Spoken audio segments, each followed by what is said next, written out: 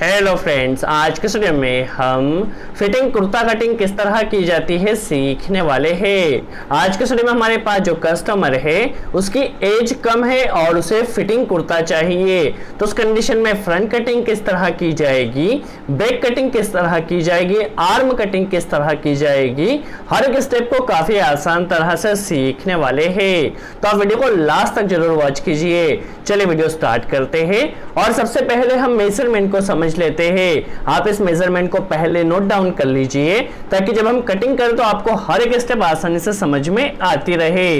देखिए हमारे पास जो कुर्ता है उसकी जो लेंथ है वो 37 इंच है, चेस्ट या सीना 32 इंच है और कुर्ते के जो हमारे पास आर्म है वो 22.5 इंच या 22.5 इंच है, शोल्डर 17 इंच है, कॉलर 13 इंच है। आप इस मेजरमेंट को पहले नोट डाउन कर लीजिए ताकि जब हम कटिंग करें आपको हर एक स्टेप आसानी से समझ में आती रहे।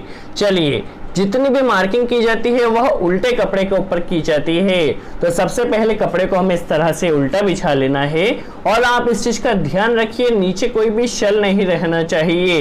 देखिए इस तरह से हमें बिछा लेना है। अब हमारे पास फ्रंट की टोटल चौड़ाई कितना होना चाहिए काफी इंपॉर्टेंट है। तो देखिए हमारे पास जो चेस्ट है कस्टमर का वो 32 इंच है। 32 को यदि हम 4 से डिवाइड करते हैं तो हमारे पास 8 इंच आता है। देखिए 8 इंच हमारे पास आ चुका है चेस्ट का 4 से डिवाइड करने पर। इसके अलावा हमारे पास 1.5 इंच की हमें लूजिंग देना होती है, तो 8.5 और 1.5 इंच लूजिंग 9.5 हो चुका है। चेस्ट हमारे पास 8 आया था, लूजिंग 1.5 इंच दिया है, टोटल 9.5 हो गया है और 1 इंच नीचे से हमें घेर देना होता है। तो टोटल हमारे पास जो फ्रंट की चौड़ाई आएगी वो 10.5 इंच आएगी। चेस्ट को 4 से डिवाइड किया तो 8 इंच मिला है, 1.5 इंच की लूजिंग देना होगी 9.5 इंच हो चुका है और नीचे 1 इंच हमें एक्स्ट्रा छोड़ना होता है। तो टोटल 10.5 इंच कपड़ा हमें इस तरह से पहले ले लेना है, नीचे डिफेक्टिव कपड़े या रेशेदार कपड़े को अलग कर लेना है। अब देखिए हमारे पास जो लेंथ या लंबाई वो 37 इंच है, तो देखिए यहाँ पर आधा इंच ऊपर शोल्डर में दबेगा और आधा इंच दामन में उठेगा।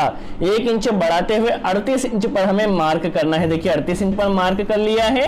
अब हमें देखिए यहाँ पे आर्म होल के लिए मार्क करना होगा।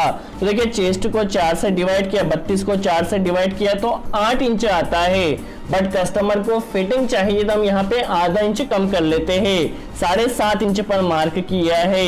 अब पेट के लिए नॉर्मल 16.5 इंच पर मार्क किया जाता है, बट कस्टमर बच्चा है उस कंडीशन में यहाँ पे 15.5 इंच पर मार्क किया जाएगा। और देखिए हमारे पास हिप के लिए 24.5 इंच पर मार्क किया है। यह हिप का जो मार्क है इससे हमें नीचे की तरफ यहाँ पे घेर देना होता है, तो 24.5 इंच पर हमने हिप के लिए मार्क किया है। अब सभी मार्क को इस तरह से हमें डबल कर लेना है ताकि सीधे स्केल के सहायता से लाइन खींची जा सके। यहाँ पर जो हमने हिप के लिए मार्क किया है वहां से नीचे की तरफ हमें शेप देना होगा, इसलिए हमने यहाँ पर हिप का मार्क किया है। देखिए सभी मार्क को हमें यहाँ पर सीधा कर लेना है। देखिए इस तरह से यहाँ पर हमें हिप का मार्क फिर से एक बार हम देख लेते हैं, 24.5 इंच पर आएगा। देखिए हिप का मार्क आ चुका है। यहाँ पर सभी मार्क को हमें सीधे स्केल की सहायता से बढ़ा लेना है। आप वीडियो को केयरफुली वॉच कीजिए, किसी भी स्टेप को आपको मिस नहीं करना है। यदि कोई डाउट हो तो कमेंट्स में जरूर पूछे, हम पूरी कोशिश करें उसका जवाब दे सके। देखिए यहाँ पे फ्रंट की चौड़ाई हम समझ लेते हैं। चेस्ट को 4 से डिवाइड किया तो 8 इंच आया है, 1.5 इंच जैसा हमने कहा था लूजिंग 1.5 इंच दी जाएगी। बड़े कुर्ते में 2 इंच दी जाती है, बट यहाँ पर 1.5 इंच की हम लूजिंग देते हैं। और यहाँ पे देखिए आधा इंच हमने अंदर की तरफ मार्क कर लिया है ताकि जब हम हमारी आस्तीन को फिट करेंगे तो आसानी से फिट हो जाएगी। देखिए नीचे भी हमें यहाँ पे 9.5 इंच पर मार्क करना है। 8 इंच हमारे चेस्ट से आया है और 1.5 इंच की लूजिंग 9.5 इंच पर हमें मार्क कर लेना है नीचे की तरफ भी। अब देखिए यहाँ पर हमें सीधे स्केल की सहायता से इस मार्क को मिला देना है। देखिए इस तरह से हमें यहाँ पर सीधा मार्क मिला लेना है।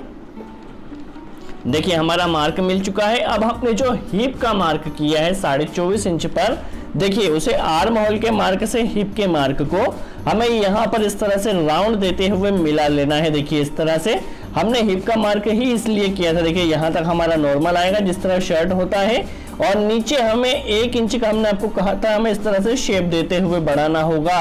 तो देखिए 1 इंच का मार्क हमें यहाँ पर पहले लगा लिया है। इसे बाहर की तरफ निकलते हुए इस तरह से हिप से बाहर की तरफ निकलते हुए हमें इस तरह से मार्क कर लेना है। देखिए नीचे का शेप हमारा कंप्लीट होता है। अब देखिए चूंकि हमारी यहाँ पर प्लेट भी बनने वाली है तो यहाँ पर हमारे पास जो कस्टमर की कॉलर है वो 13 इंच है। तो देखिए 2 इंच का यहाँ पर हमें गला लेना होगा। जब प्लेट बनेगी तो 13 की कॉलर काफी आसानी से फिट हो जाएगी। तो देखिए यहाँ पर हम 2 इंच पर मार्क कर रहे हैं, पीछे की तरफ हम 2.5 इंच लेगा। अभी यहाँ पर 2 इंच देखिए, दोनों तरफ हमने 2-2 इंच पर मार्क किया है। जब प्लेट आएगी तो यहाँ पे 13 इंच की कॉलर बैठ जाएगी। शोल्डर हमारे पास देखिए 17 इंच है, 17 को 2 से डिवाइड किया तो 8.5 आता है। 8.5 और 5 इंच सिलाई में जाएगा। तो टोटल हमें 9.25 इंच पर शोल्डर के लिए इस तरह से मार्क कर लेना है। देखिए 9.25 इंच पर इस तरह से हमें यहाँ पर शोल्डर का मार्क कर लेना है। अब इस मार्क को जो हमने आधा इंच अंदर की तरफ मार्क किया है, पहले नॉर्मल देखिए यहाँ पर हम नॉर्मल 2 इंच का झुकाव देते हैं, बट कस्टमर छोटा है इसलिए यहाँ पर हम 1.25 इंच का झुकाव दे रहे हैं। देखिए 1.25 इंच का झुकाव दे देना है। अभी यहाँ पर ये जो मार्क आया है इसे हमें देखिए चेस्ट को जो 8 का मार्क आया था उससे मिला लेना है। अब आधा इंच हमने जो अंदर की तरफ मार्क किया है उस मार्क से यहाँ पर आर्म होल के लिए हमें इस तरह से शेप दे देना है और इसे शोल्डर के मार्क को सीधे स्केल की सहायता से मिला लेना है। गले के मार्क को इस तरह से हमें शेप दे देना है। देखिए हमारे पास फ्रंट की सभी मार्किंग यहाँ पर कंप्लीट होती है। आप वीडियो को केयरफुली वॉच कीजिए, किसी भी स्टेप को आपको मिस नहीं करना है। चलिए अब हम इसकी कटिंग स्टार्ट करते हैं। जिस तरह से हमने मार्क किया है उसी तरह से हमें सिंपल कटिंग कर लेना है। वीडियो यदि अच्छा लगा हो तो लाइक का बटन जरूर प्रेस करें, इससे हमें पता चलेगा आपको हमारे वीडियो कैसे लग रहे हैं और आगे भी हम इसी तरह आपके लिए वीडियो बनाते रहे। और आपने हमारे चैनल सब्सक्राइब नहीं किया तो सब्सक्राइब जरूर कर ले। इस चैनल पर कंटिन्यू में स्टिचिंग एंड कटिंग की वीडियो बनाते रहते। चलिए अब बैक के लिए मार्क किस तरह से की जाएगी हम समझ लेते हैं। सबसे पहले बैक के लिए कपड़ा कितना लेना होगा, तो जितना हमने फ्रंट के लिए लिया था उतना ही हमें बैक के लिए भी लेना है। देखिए 32 हमारा चेस्ट था, 32 को 4 से डिवाइड किया तो 8 इंच आया था। 1.5 इंच का हमें लूजिंग देना था तो 9.5 इंच और 1 इंच नीचे हमें यहाँ पे शेप देने के लिए तो टोटल 10.5 इंच कपड़ा लेना है। तो 10.5 इंच कपड़ा देखिए हमें इस तरह से सभी जगह से आप पहले मेजर कर लीजिए। कुर्ते में जितना कपड़ा फ्रंट के लिए लगता है उतना ही कपड़ा बैक के लिए भी लगता है।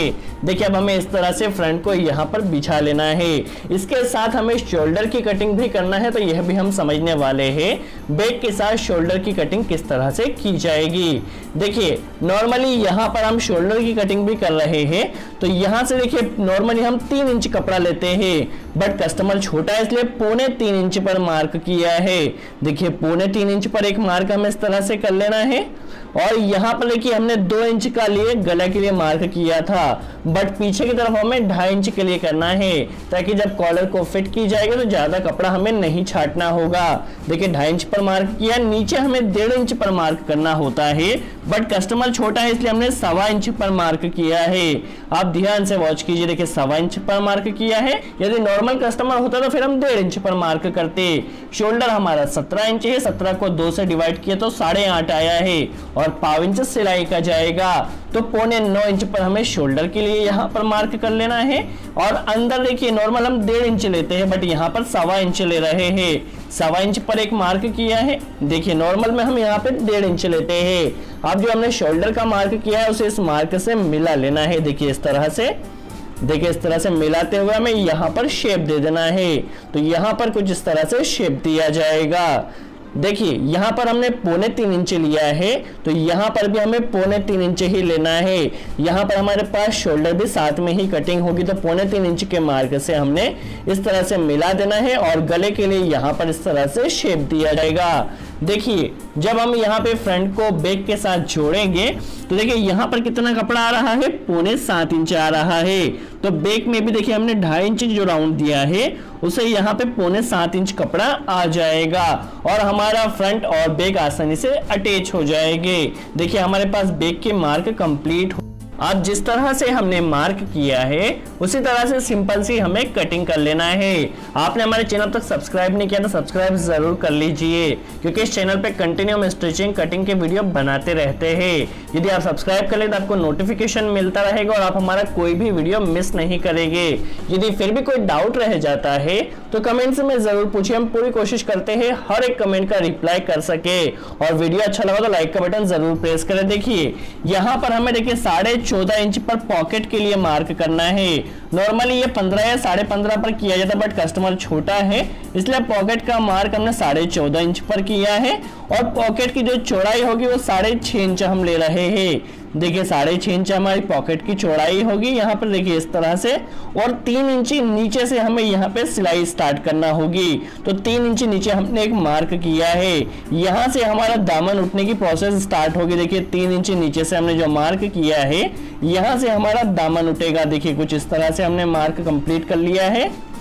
देखिए यहाँ पर हमारी बैक की जितनी भी मार्किंग है वह कंप्लीट होती है। चलिए अब हम समझ लेते हैं आर्म कटिंग किस तरह से की जाएगी। बट आर्म कटिंग करने के लिए कपड़ा हमें कितना बिछाना है और किस तरह से बिछाना है ये काफी इंपॉर्टेंट है। देखिए सभी पहले हम कपड़े को सीधा कर लेते हैं, फिर उसके बाद आर्म के लिए प्रॉपर मार्किंग किस तरह की जाएगी, कटिंग किस तरह की जाएगी हम समझ लेते हैं। देखिए कपड़े को हमें इस तरह से बिछा लेना है। अब हमें इतना कपड़ा कितना चाहिए, तो जितना हमने आर्म होल के लिए मार्क किया था, चेस्ट हमारा 32 था, 32 को 4 से डिवाइड किया तो 8 इंच आया था। उसमें आधा इंच हमने फिटिंग के लिए कम किया था, तो 7.5 इंच का हमने देखिए वहां पर आर्म होल के लिए 7.5 पे मार्क किया था। तो आस्तीन के लिए भी हमें 7.5 इंच पर ही मार्क करना है। तो 7.5 इंच हमें कपड़ा इस तरह से ले लेना है। देखिए कुछ इस तरह से। और यहाँ पर नॉर्मल हम 3 इंच का राउंड देते हैं, बट क्योंकि कस्टमर छोटा है इसलिए 3.25 इंच का राउंड देना होगा। देखिए 3.25 इंच का हमने राउंड दिया है। अब नीचे जितना कपड़ा हमारे सिलाई में दबेगा उतना हमने पहले ही छोड़ दिया है। हमारे आस्तीन की जो लंबाई वो 22.5 इंच है और इसके साथ हमारा कफ नहीं आएगा, तो 22.5 इंच पर ही हमने मार्क किया है। कुर्ते के साथ कफ नहीं आता है, तो 22.5 इंच पर हमने मार्क कर लिया है जितनी हमारी आस्तीन की लंबाई है। देखिए इस तरह से 22.5 पे मार्क हो चुका है। और 1 इंच जो हमारा देखिए सिलाई में दबने वाला है उस 1 इंच के मार्क को हमने आगे की तरफ ले लिया है। देखिए इस तरह से जितना 1 इंच हमारा सिलाई में दबेगा वो हमने ले लिया है। अब हमारे पास जो आस्तीन की चौड़ाई है वो 10 इंच रखना है, तो 5 इंच पर हमने एक मार्क किया है और आधा इंच सिलाई में जाएगा, तो आधा इंच बढ़ाते हुए 5.5 इंच पर मार्क कर लेना है। 10 इंच की हमें जो आस्तीन की चौड़ाई है वो 10 इंच रखना है। तो देखिए और आधा इंच सिलाई का हो जाए तो 5.5 इंच पर हमने एक मार्क कर लिया है। अब यहाँ पर जो 5.5 इंच पर मार्क किया है वहां से देखिए इस तरह से हमें मिलाते हुए सीधे स्केल की सहायता से मार्क कर लेना है। देखिए इस तरह से हमें शेप दे देना है, जो कि हमारी राउंड जो आर्म जो आस्तीन में जो गोलाई दी जाएगी वो इस तरह से मार्क करना है। अब जिस तरह से हमने मार्क किया है उसी तरह से हमें कटिंग कर लेना है। देखिए यहाँ पर आस्तीन में प्रॉपर शेप किस तरह से दिया जाएगा वह भी हम अभी समझने वाले हैं। देखिए ये हमारी नॉर्मल आस्तीन की कटिंग हो चुकी है। अब इसमें शेप किस तरह दिया जाएगा ये काफी इंपॉर्टेंट है। देखिए यहाँ तक हमारी आस्तीन की लंबाई होगी तो हमने एक कुटका लगा लिया है, ताकि जब हम स्टिचिंग करें तो हमको हर एक स्टेप आसानी से समझ में आती रहे। देखिए यहाँ पर शेप देना काफी इंपॉर्टेंट है।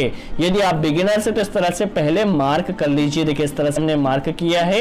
इसमें शेप हमें थोड़ा नीचे की तरफ से देना होता है और एक बार ऊपर की तरफ से देना होता है। तो इस तरह से हमें यहाँ पर पहले शेप दे देना है। देखिए इस तरह से यहाँ पर शेप दिया जाएगा। ये जैसे जैसे आपको प्रैक्टिस होती जाएगी आप बिना मार्किंग के ही आसानी से शेप दे सकेंगे। देखिए यहाँ पर हमारे आर्म के लिए थोड़ा नीचे की तरफ से भी शेप देना होता है, तो इस तरह से हमें नीचे की तरफ भी शेप दे देना है। तो आप देख सकते हैं हमारी आर्म कटिंग यहाँ पर कंप्लीट हो चुकी है। तो आपने सीखा कि कुर्ते के लिए फ्रंट कटिंग किस तरह की जाती है, बैक कटिंग किस तरह की जाती है, आर्म कटिंग किस तरह की जाती है। यदि वीडियो अच्छा लगा तो लाइक का बटन जरूर प्रेस करें। सो आज के लिए इतना ही। Thanks friends.